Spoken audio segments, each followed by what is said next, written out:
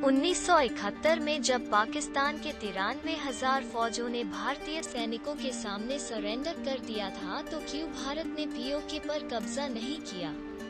ऐसा सवाल हर भारतीय के दिमाग में आता होगा और हम सब लोग इंदिरा गांधी को अक्यूज करते होंगे कि इंदिरा गांधी ने पीओके को हासिल करने की इतनी अच्छी गोल्डन अपॉर्चुनिटी खो दी। पाकिस्तान के 1970 के जनरल इलेक्शन में ईस्ट पाकिस्तान के बंगाली मिनिस्टर शेख मुजीबुर रहमान ये बहुमत से जीत गए और इस बहुमत के जोर पर पाकिस्तान के पहले बंगाली स्पीकिंग पीएम भी बनने वाले थे।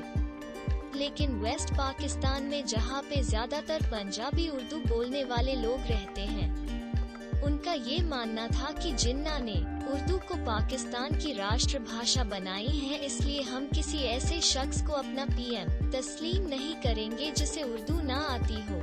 इसलिए ईस्ट पाकिस्तान में भाषा को लेकर दंगा फसाद फैल गए और 1 करोड़ से ज्यादा लोग इंडिया के वेस्ट बंगाल में माइग्रेट हो गए।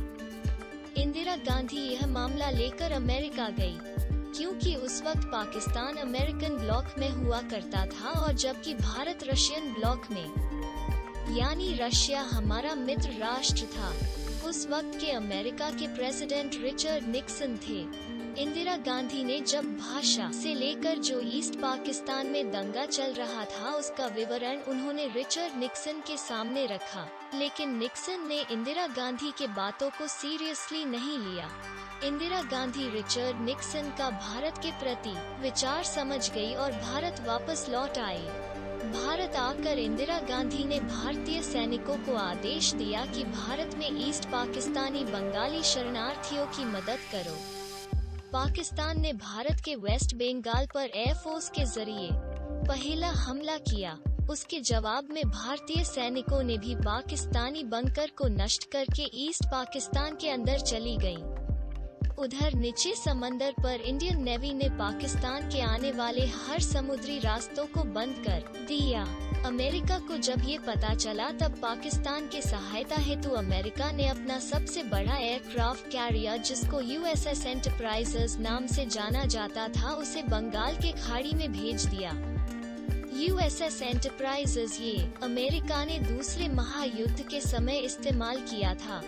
भारत रशिया का मित्र राष्ट्र होने के वजह से रशिया ने इमीडिएटली अमेरिका को वार्न किया और अपना एक एयरक्राफ्ट कैरियर बंगाल के खाड़ी में लेके आया। अमेरिका को इस बात का गुस्सा नहीं था कि इंडिया ने ईस्ट पाकिस्तान को तोड़ के बांग्लादेश बनाया और न उसने इसकी वजह से उसने अपना एयरक्राफ्ट कैरियर बंगाल के खाड़ी में उतारा था, जबकि इसकी वजह ये थी इंदिरा गांधी पाकिस्तान की जियोग्राफिकल पोजीशन बदलने की कोशिश करना चाहती थी, क्योंकि इससे पहले 1965 में भी पाकिस्तान ने अपनी फौज के जरिए कश्मीर में घुसपैठ करवाई थी, जिसे पाकिस्तानी फौजों ने ऑपरेशन जिब्राल्टर का नाम दिया था। मतलब उस वक्त के वेस्ट पाकिस्तान ने ईस्ट पाकिस्तान को भारत के रहमो करम पर छोड़ दिया था। अगर भारत चाहता तो ईस्ट पाकिस्तान को उसी वक्त यानी 1965 के साल में ही वेस्ट पाकिस्तान से अलग करवा देता, लेकिन उस समय के भारत के प्राइम मिनिस्टर लाल बहादुर शास्त्री ने ऐसा नहीं किया। पाकिस्तान के इस 1965 के धोखे को ध्यान में रखते हुए इंदिरा गांधी ने पाकिस्तान को हमेशा के लिए सबक सिखाने का प्लान बनाया। इस प्लान के मुताबिक पीओके को इंडिया से जोड़ने के बाद मिसेस गांधी इंडो पाक बॉर्डर को और अंदर धकेल देना चाहती थी, ताकि पाकिस्तान फिर से 1965 जैसी कोई और हिमाकत ना करे। 1971 में इंदिरा गांधी ने सिर्फ पाकिस्तानी आर्मी को घुटने टेकने पर मजबूर नहीं किया था, बल्कि पाकिस्तान की ज्योग्राफिक स्ट्रैटेजी भी बदलने का फैसला किया। अगर मिसेस गांधी का ये प्लान सक्सेस हो जाता तो इंडियन आर्मी की हिमालय रीजन पर एक मजबूत पकड़ हो जाती, लेकिन पाकिस्तान उस वक्त अमेरिका का एलाई हुआ करता था और भारत रशिया का। इसलिए अगर हिमालय रीजन में इंडिया का डोमिनेशन आ जाता तो रशिया का भी प्रभाव इंडियन सबकॉन्टिनेंट में बढ़ जाता, लेकिन दूसरी तरफ अमेरिका का प्रभाव कम हो जाता और अमेरिका ये चाहता नहीं था कि रशिया उसे रिप्लेस करे। इसलिए भारत को डराने के लिए उसने अपना USS Enterprises aircraft carrier Bengal के खाड़ी में उतारा। इस बार इंदिरा गांधी सिर्फ पीओके को ही इंडिया में शामिल नहीं करना चाहती थी, बल्कि पाकिस्तान की इंटरनेशनल बॉर्डर को भी हमेशा के लिए चेंज करने वाली थी। इसके लिए मिसेस गांधी ने उस वक्त के इंडियन आर्मी के चीफ से बात भी कर ली थी। सिर्फ रक्षा मंत्री से बात करना बाकी था। इसलिए मिसेस गांधी ने अपनी एक सीक्रेट कैबिनेट मीटिंग बुलाई।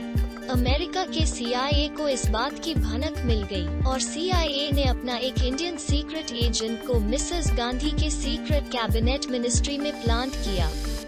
इस सीक्रेट एजेंट ने मिसेस गांधी का प्लान अमेरिका के CIA को बता दिया।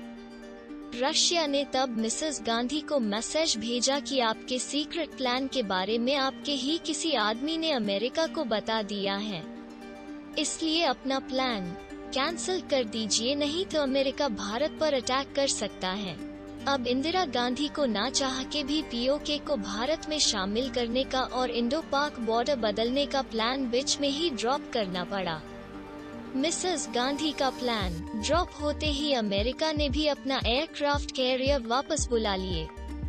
इस तरह से इंदिरा गांधी के खुद के ही कैबिनेट मीटिंग के मेंबर ने मिसेस गांधी का प्लान लीक कर दिया था। इस काम के बदले CIA ने इस इंडियन सीक्रेट एजेंट को 1972 में $5 लाख का इनाम दिया। उसी के साथ साथ पाकिस्तान को जब इस इंडियन सीक्रेट एजेंट के बारे पता चला, तब पाकिस्तान ने भी उसे पाकिस्तान बुलाकर सर्विस फॉर पाकिस्तान या जिसे निशान-ए-पाकिस्तान के मेडल से नवाजा।